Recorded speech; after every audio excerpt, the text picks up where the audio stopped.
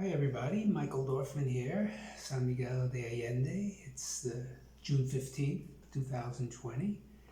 And as I've done before, I'd like to just give a little bit of an update what's been happening with the coronavirus here in Mexico. Some information from the President, uh, Lopez Obrador. As I mentioned before, a couple of times that I get a chance every day to listen to a little bit of his, at least a little bit of his presentation, his press conference, which is Monday through Friday. And then in the evenings from 7 to 8 is the representative of the Secretary of Health, is Dr. Hugo Gatell. So I thought I'd give you the update. Since I understand Spanish and English, a lot of you people who are actually watching this may not understand sufficient Spanish. So that's what I'm doing. So anyway, before I start, I have a question that I've been thinking about. And the question is, do you feel more comfortable in the lockdown than you did at the very beginning? In other words, have you been able to adapt to it more than you thought you would? Because that's been happening with me. I find myself I'm able to adapt to the lockdown a lot more than I thought I would. And I remember at the beginning, there were a lot of people complaining. Can you imagine being locked down for a couple of weeks? It's been a couple of months at least right now, and here we are. So I wanted to pose that question, and I'm going to get to it a little bit later on in this little talk. So anyway, so just to go back to the original idea, a couple of weeks ago, it was, they developed, well, the Secretary of Health put together it's sort of I guess it's different colors, and each color represents a certain, difficulty or a risk of the coronavirus. Red being high risk, orange being a little bit less, and then yellow and green. And each week, the states, 32 states in Mexico, would be given a color, and that color would, let you know how much activity would you be able to do within that state. So 2 weeks ago, all the states were in red except Zacatecas. It was all in red except Zacatecas, and they were allowed to open up and have a little bit more activity. People were allowed to go out of their homes, a little bit more. Last week, it reverted again to all states, all 32 states were in red. So it went back to only essential activities, essential businesses were allowed to be open.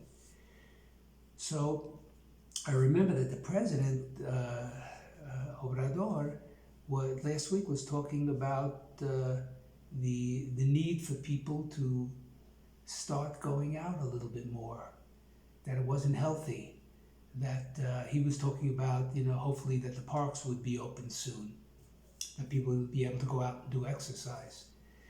So anyway, so it's really interesting because this week, 16 states are now in orange. All of a sudden, it went from 32 states in red, now 16 states in orange.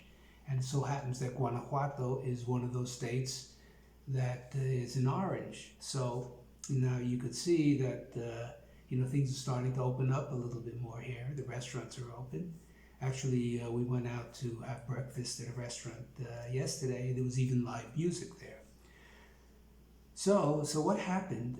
What happened also is that the governors, there were some governors that weren't really happy with their state being in red. So every week there was I think it's on Tuesdays. The president and the health departments, health representatives meet with the governors, and they talk about what's happening. So it turns out that some of the governors weren't that happy, and then this led to a change. So now we have 16 states that are in orange. And another thing that's that's happening is that the president on the weekends, beside his press conferences, Monday to Friday, on the weekends, he gives sort of like, I call it a fireside chat, even though it's not a fireside. He talks from, different areas, and it's about a 15-20 minute talk. And on Saturday, this past Saturday, he was speaking about, what he felt needs to happen with us with regards to coronavirus, so that Mexico will be able to go back to more normal situations. So anyway, there was 10 points he mentioned, but what I was really interested in is some things that I was really surprised, actually. He spoke about disease prevention. He talked about, he had already talked about this at another occasion. He talked about a campaign, what we need to do to avoid future viruses and diseases as well. And he had talked about this before, and he felt, he always associated, he said, this is what he said before, our biggest problems are not the coronavirus. Our biggest problem is the general health of the Mexican people. Because as we know, they have all these diseases, these underlying health issues that are connected with coronavirus, and the people who get the worst symptoms and the people who die from it. And we know it's high blood pressure, it's type 2 diabetes, and obesity. So, and also heart disease and other underlying, but those are the three main ones.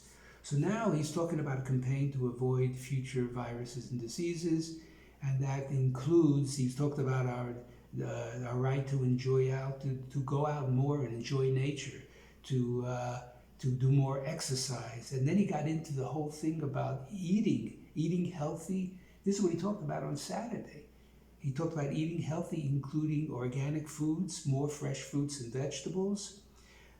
He talked about, he went into this a little bit of a talk about the corn being a blessing for Mexico. Mexico is sort of considered, the birth of corn happened here with the Aztecs and the Mayans. But he was just saying that, corn grows all over Mexico. It grows on the coast, grows in the mountains, it grows in most of the areas in the country. So he considered corn a blessing, and it's a very healthy food. And then he talked about protein, plant protein. He talked about beans, which is also a staple here in Mexico as being, so important. And then he went into talking about, believe it or not, he was talking about the factory farms. He was talking about many, many years ago, before factory farms, appeared, people used to eat healthy meat. We're talking about, grass-fed meat, with same thing with chickens and all the eggs. That was before factory farms, and he was talking about, when he mentioned the factory farms, he was saying that, we should avoid it because of the hormones they give to fatten the animals. I was completely surprised, so anyway, then he went on to say that, processed foods and junk foods, which in Mexico is called chatarra, that means junk. And he said, look, we can't stop people from producing these junk foods. He's not going to do that. But we can inform people. We can, through this campaign, we can start helping people, think about what they're eating because of this connection, not only to the coronavirus, but this connection to all of these diseases that are inflicting, people around the world and here in Mexico. So anyway, he mentioned that we have it now that we have it. We know when we get more information, we have a choice. And this is what he's speaking to the Mexican people on Saturday. So, and then he talked about exercising and not living a sedentary life. And, anyway, so I wanted to mention that. I was really happy to hear that. And somebody asked the question to Dr. Gatell yesterday. And the question was regarding how come this change? How come, all of a sudden that, people, it's in orange, people can start going out more? And he said, look, I give you the technical information, the numbers, the technical information. But there's the governors and the mayors, they're more connected with their people. Mexico is a big country. And things are different in different states and different communities and different municipalities. So it's the people who are most connected, and those are the people, the state and local governments. So anyway, so that's what's happening. This week. It's 16 states in orange, 16 states in red, and on Friday it'll be announced what's for next week. So anyway, things are opening up, and here in San Miguel, and the reason I asked this question at the beginning was, we're getting used to staying at home. So now, what are we going to do? How much, there aren't many cases. I mean, I think there was 50 some odd cases in San Miguel, and a couple of people unfortunately passed away.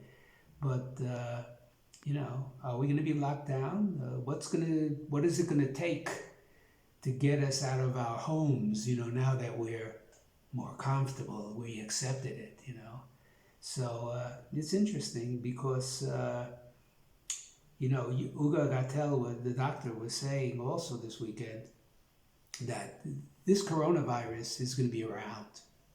It's going to be, and he said that we're looking at October, the fall, before any sign of it, that's the end. So what are we going to do? Are we going to stay in our houses until October? And then what's going to happen? Because what's looming, there in October, the end of the fall, the beginning of winter, is the seasonal flu.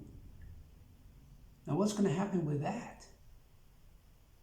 The seasonal flu is very similar symptoms. So all of a sudden you're going to get a sniffle, you're going to get a sore throat, you're going to get sneeze. What is this? Time to go back in my home again. So I think it's really something, we really have to think about. And I was listening to this interview. It was an interview from this guy from London. And he was talking about, of course, Europe is opening up. People are going back. And so in England, and they're starting a campaign. This is what he said. They're starting a campaign to see how they can get people out of their homes. That's why I asked that question in the beginning. No, we're comfortable being at home. Well, okay, but how, is that good? So anyway, I just wanted to mention that. And then, and the final thing, of course, is that what, the president was mentioning, we need to start taking care of ourselves. That's what he was saying. It's our responsibility, because we know with all these, the older people here, people, we get old. I'm 78, and that's chronological age. But it doesn't mean that's the way we have to be health-wise. So if we start taking care of ourselves, we start taking the responsibility to make sure that we're, eating well. So, eating well and doing, the lifestyle changes that we need to do in order to be able to, lessen our, the possibilities of getting, serious illness from the coronavirus, and dying from it. So this is up to us, So I think that now's a great time. And I feel that we really have to start thinking about our lifestyle, and if we want to not live in fear. So anyway, that's what I wanted to say. I hope everybody's doing well, and maybe I'll see you sometime in the future on the street somewhere, and maybe eventually we'll be able to get together and in one way or another, and hopefully that everybody is doing well.